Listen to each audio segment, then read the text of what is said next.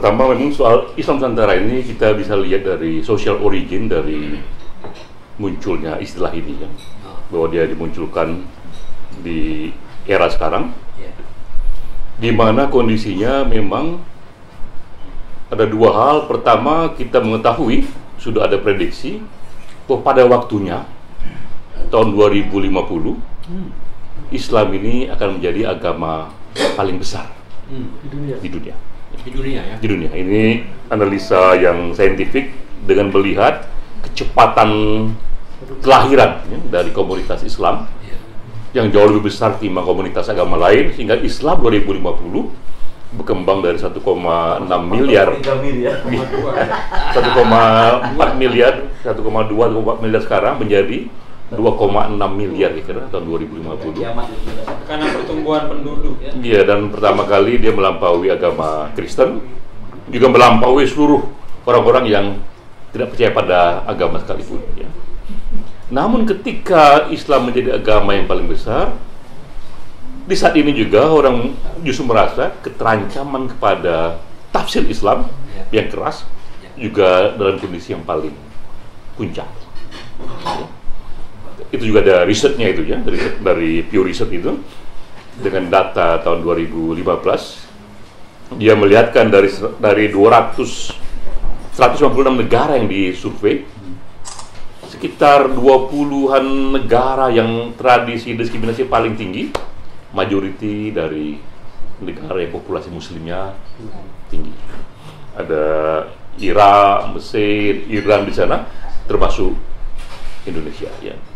Jadi ada social origin itu, kekhawatiran Islam akan besar, namun justru pada waktu sekarang ini yang paling mengancam.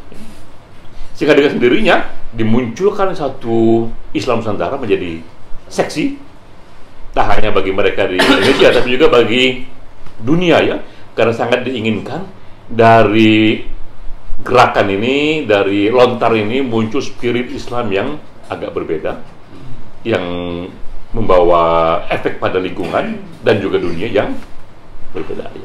Karena itulah kita dan Guntur ini dan teman-teman menjadi merasa ini sangat strategis sekali bagaimana ikut mempromosikan sebaiknya bagaimana Islam Nusantara ini. Karena jika label baru ini hanya menjadi label baru bagi praktek keagamaan yang lama, bagi mindset yang lama, tak banyak dia efeknya itu ya. Jadi kalau Islam Nusantara hanyalah formulasi akademik dari apa yang berlaku di Nusantara selama ini, mungkin yang kita dapat di sana barulah Islam yang ramah dan menghargai perbedaan, tapi masih belum Islam yang membawa publik pada kemajuan ekonomi, kemajuan pengetahuan ya, dan kedekatan pada prinsip-prinsip asasi manusia ya. Nah, jadi karena itulah kemudian teman-teman yang muda ini menginginkan bagaimana label yang baru ini juga diberikan pada mindset yang juga baru. Jadi sebenarnya ini label baru bagi kebutuhan satu reformasi Islam yang jauh lebih mendasar. Ya. Cara berpikir Islam, cara berpikir yang mereformasi agama ini secara lebih mendasar. Yang kira-kira jika ini berhasil, ini akan membawa kita Islam pada dunia yang jauh lebih modern, dan tempatnya itu dimulai di Indonesia ya. Itu mimpinya itu ya. Tapi kalau itu mimpinya dan ini diteruskan, maka sudah bisa diduga ke depan itu akan ada 3 problem yang agak serius ya. Problem pertama di tingkat gagasan. Ini istilahnya how low can we go ya. Seberapa jauh ini konsep Islam Nusantara ini dibuat begitu liberalnya, misalnya, karena kita tahu pasti ada spektrum di sini kan, ada NU yang kita tahu bagus, tapi juga pasnya NU pun juga liberalismenya hanya sampai seperti itu. Ia menerima Islam yang beragam, menerima Islam yang menampung lokal yang beragam, juga Islam yang ramah, yang santun. Tapi apakah juga akan menerima misalnya konsep LGBT gitu misalnya ya?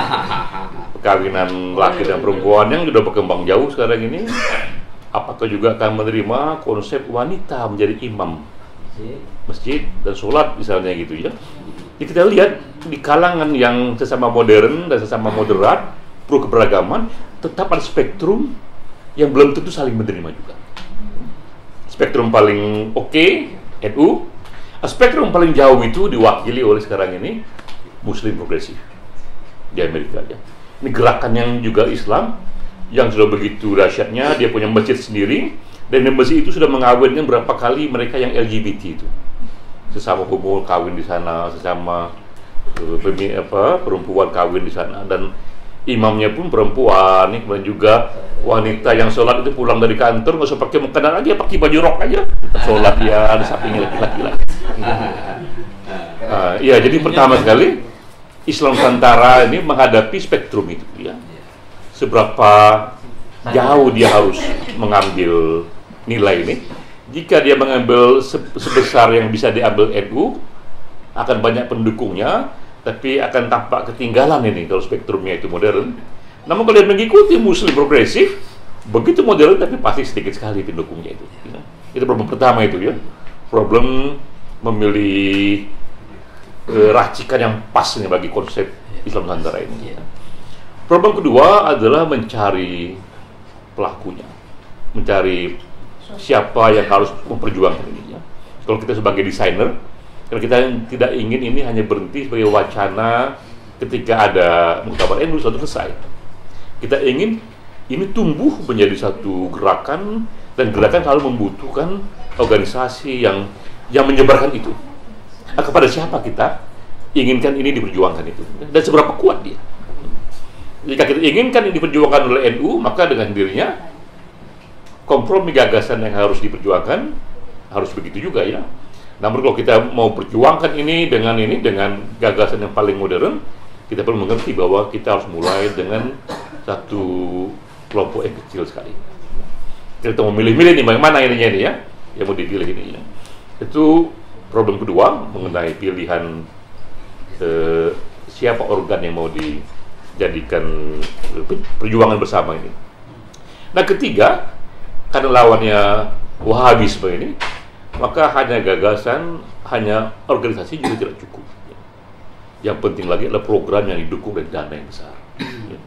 Nah, jadi ada yang meneliti mengenai Wahabisme ini, mengapa ini gerakan yang secara intelektual sangat tidak terlalu canggih sebenarnya, tapi dia melebar, ya, karena dia dihitung oleh satu agen di Amerika itu dari tahun 70 sudah menghabiskan sekitar 100 triliun rupiah dananya ini yang diberikan pada pesantren, pada masjid, pelatihan untuk ulama-ulama, ya, hingga akhirnya buku-buku di seluruh dunia, hingga akhirnya dia menjadi satu supporting yang kuat sekali, ya. Nah, gagasan yang bagus yang kurang didukung oleh organisasi dan dana yang bagus seringkali dikalahkan oleh gagasan yang kurang bagus, ya, tapi dananya bagus. Jadi kedua, ketiga itu problem dana, ya. Seberapa punya kita dana untuk mendukung ini. Kalau di Wahabisme itu pemerintah Saudi sendiri yang jadi ini, ya, donaturnya. Tapi kita, apakah Indonesia ada pemerintah yang seperti itu? Sekalipun ada juga, apakah pun kita bersedia melibatkan kembali negara ini dalam satu pertarungan gagasan, ya? Karena ketika kita harus benar-benar konsisten dengan agama, ya kita ingin negara tetap netral, misalnya, ya. Jadi ada tiga problem ini yang dihadapi Islam Nusantara karena kita sudah mau berangkat ke detail. Jadi sebagai spirit dia sudah oke, cuma spirit nggak pernah mengubah banyak orang. Untuk mengubah banyak orang dia harus detail, menjadi buku, menjadi satu gerakan, ada training di sana, ada program di sana, dan akhirnya meluas dia. Nah, akhirnya karena kita bukan hanya intelektual tapi juga aktivis, maka ada orientasi praktis yang dikerjakan, dan kita berangkat dari apa yang bisa dulu, ya. Yang bisa adalah kita rumuskan buku putihnya itu minimal clear di buku itu apa yang in, apa yang out, ya. Apa yang termasuk Islam Nusantara, apa yang bukan. Sama-sama kita rumuskan, dan Guntur yang menjadi ininya, pemimpin kita di sana, ya. Nah, dibikinlah di situ hal yang tadi menarik karena ada kemiripan dengan essential teaching dari muamalah itu. Nah, kalau kita merumuskannya ini, sebenarnya kalau kita ngomong Islam, apa sebenarnya jadi esensial dalam Islam itu? Nilai esensial dalam Islam itu. Nah, kita rumuskan ada 5 nilai Islam esensial. Ya.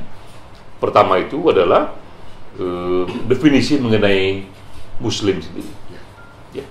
Siapa Muslim itu? Ya.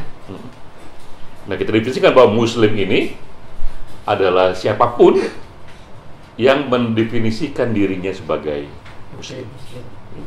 Apakah definisi benar apa tidak, itu urusan dia sama Tuhan. Dan negara tak boleh ikut campur, para pemikir dan kiai-kiai tak boleh ikut campur. Itu adalah dia dan langsung dengan Tuhan. Karena masuk surga atau neraka itu dia pribadi, ya.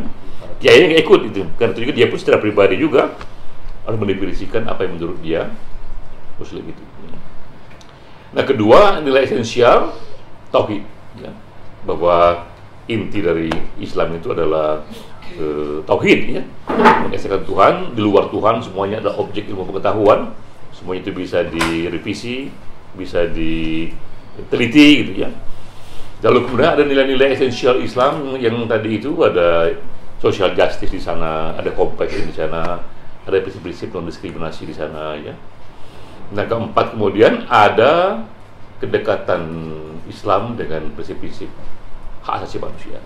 Jadi apapun yang kita anggap bertentangan dengan asasi manusia, dia pun potensial bertentangan dengan prinsip-prinsip Islam Nusantara. Ya. Nah, di situ berlaku tadi itu teaching dari muamalah itu, ya, bahwa tidak boleh kezaliman di sana, tidak boleh yang dirugikan di sana, ada kesukarelaan di sana, ya, prinsip-prinsip musyawarah, kesejahteraan umum, ya.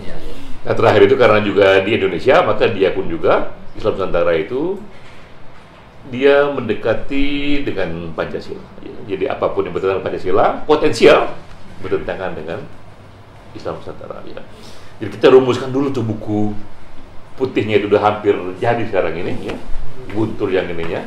Dan kita ingin ini setelah Bukawan Wahid, ini buku selanjutnya nih yang konkret membawa satu mission yang kuat, ya. Lalu dari sana nanti dipikirkan bagaimana ini disosialisasikan, ya. Bergerak seadanya, tapi kita sudah mengerjakan apa yang kita anggap bisa dikerjakan oleh lingkungan intelektual dan aktivis, ya. Jadi itu kira-kira apa yang bisa Muhammad, ya, dari saya, bahwa langkah selanjutnya ini memang membuat gagasan Islam Nusantara ini menjadi detail, menjadi praktikal, bahkan menjadi buku, supaya kita ketahui betul apa yang bukan Islam Nusantara, apa yang Islam Nusantara, ya. Nah, itu yang tadi sudah kita rumuskan. Wassalamualaikum warahmatullahi wabarakatuh.